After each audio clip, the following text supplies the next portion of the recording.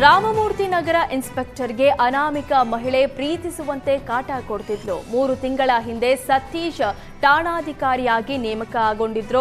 ಸತೀಶ್ಗೆ WhatsApp ಮೂಲಕ ಕಾಲ್ ಮಾಡಿದ್ದ ಸಂಜನಾ ನಿಮ್ಮನ್ನ ಪ್ರೀತಿಸುತ್ತಿದ್ದೇನೆ ಅಂತ ಟಾರ್ಚರ್ ಕೊಟ್ಟಿದ್ದಾಳೆ.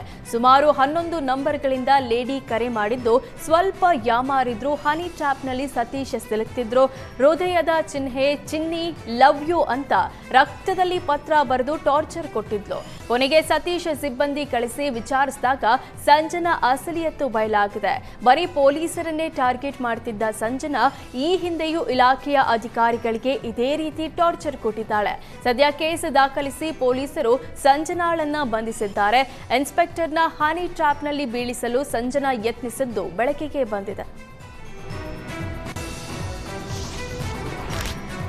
ಪಾರಿವಾಳಕ್ಕೆ ಕಾಳು ಹಾಕಿದ್ರೆ ದಂಡ ಹಾಗೂ 6 ತಿಂಗಳವರೆಗೆ ಜೈಲು ಶಿಕ್ಷೆ ನೀಡಲು ನಗರಾಭಿವೃದ್ಧಿ ಇಲಾಖೆ ಆದೇಶ ಹೊರಡಿಸಿದೆ.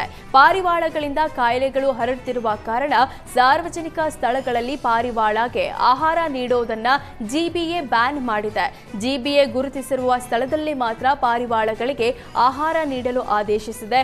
ನಿಯಮ ಉಲ್ಲಂಘಿಸಿದ್ರೆ ಸಾಂಕ್ರಾಮಿಕ ರೋಗ ಹರಡುವಿಕೆ ನಿರ್ಲಕ್ಷ್ಯದ ಪ್ರಕರಣ ದಾಖಲು ಮಾಡಲಾಗುತ್ತೆ ಅಂತ ನಗರಾಭಿವೃದ್ಧಿ ಇಲಾಖೆ ಎಚ್ಚರಿಸಿದೆ.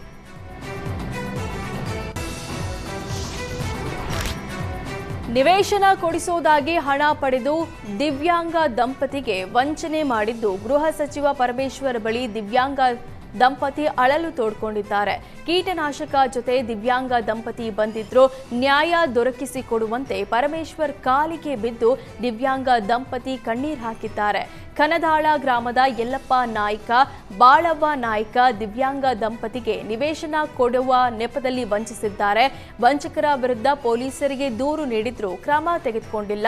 ಬೆಳಗಾವಿ ಜಿಲ್ಲೆ ರಾಯಭಾಗ ಠಾಣೆ ಪಿಎಸ್ಐ ಮಾಳಪ್ಪ ಪೂಜಾರಿ ವಿರುದ್ಧ ಆರೋಪ ಮಾಡಿದ್ದಾರೆ. ದಂಪತಿಗಳ ಮನವಿ ಆಲಿಸಿ ಸೂಕ್ತ ಕ್ರಮಕ್ಕೆ ಸೂಚಿಸುವುದಾಗಿ ಗೃಹ ಸಚಿವ ಪರಮೇಶ್ವರ್ ಭರವಸೆ ಕೊಟ್ಟಿದ್ದಾರೆ. ಶ್ರೀಮನ್ ಮಧ್ವಾಚಾರ್ಯರ ಮೂಲ ಮಹಾಸಂಸ್ಥಾನ ಮಂತ್ರಾಲಯ ಮಠದ ಪೀಠಾಧಿಪತಿಗಳಾದ ಸುಬುಧೇಂದ್ರ ತೀರ್ಥರು ಬೆಂಗಳೂರಿನ ತ್ಯಾಗರಾಜ ನಗರ ಶ್ರೀ ರಾಘವೇಂದ್ರ ಸ್ವಾಮಿಗಳ ಮಠಕ್ಕೆ ಭೇಟಿ ನೀಡಿದ್ರು. ಡೋಲು ವಾದ್ಯಗಳೊಂದಿಗೆ ಶ್ರೀಗಳು ಸಾಂಪ್ರದಾಯಿಕವಾಗಿ ಸ್ವಾಗತಿಸಲಾಯಿತು. ಮಠದಲ್ಲಿ ರಾಯರ ಬೃಂದಾವನಕ್ಕೆ ಆರತಿ ಬೆಳಗಿದ ಶ್ರೀಗಳು ಫಲ ಮಂತ್ರಾಕ್ಷತೆ ವಿತರಿಸಿ ಆಶೀರ್ವಚನ ಮಾಡಿದ್ರು. ಈ ಸಂದರ್ಭದಲ್ಲಿ ಮಠದ ವೆಬ್ಸೈಟ್ ಅನ್ನು ಉದ್ಘಾಟಿಸಿದ್ರು. ತ್ಯಾಗರಾಜನಗರ ಮಠದ ಟ್ರಸ್ಟ್ ಅಧ್ಯಕ್ಷ ಸುಬುಧೇಂದ್ರ ತೀರ್ಥರು, ಕೋಆಪರೇಟಿವ್ ಸೊಸೈಟಿಯ ಸಂಸ್ಥಾಪಕ ಅಧ್ಯಕ್ಷರಾದ ಅನಿಲ್ ನವರತ್ನ ಮತ್ತು ಮಠದ ಟ್ರಸ್ಟಿನ ಪದಾಧಿಕಾರಿಗಳು ಉಪಸ್ಥಿತಿಯಲ್ಲಿದ್ದರು.